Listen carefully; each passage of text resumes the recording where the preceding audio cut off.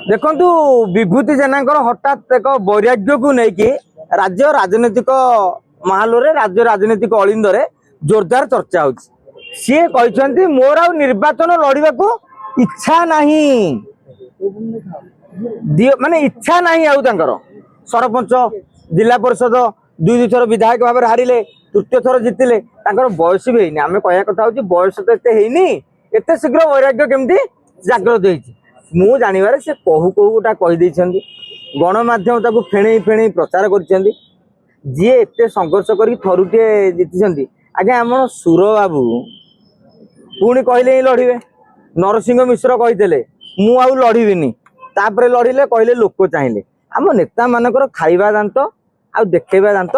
भिन्न भिन्न आपड़ देखिए 2029 विभूति जेना पुणी गोपालपुर निर्वाचन लड़े अनेक समय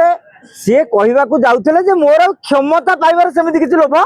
नहीं सरपंच थी जिला परिषद थी विधायक दिथर लड़ी आ गोटे थर विधायक मंत्री होती माने आ लोभ नहीं जो अफसोस नहीं सब पूर्ण होती किंतु क्षमतार महू किए आज्ञा छाड़ी पार विभूति जेना यही बयस छाड़देवे हाँ रोगाक्रांत होता आउ लड़िया बयस ना कि जाइबा ना से निजे कहले माड खाई खाई गया हो जाती 42टा स्टिच पड़ी हाड़ एवं भांगी रड पशि जी संघर्ष करके आसी आपण भावुं से एत शीघ्र संघर्ष को छाड़देवे विभूति जेना 2029 पुणी लड़े मीडिया टिके अधिका उत्साहित होगी गोटे जो कहीं मोह भांगिला को प्रचार कर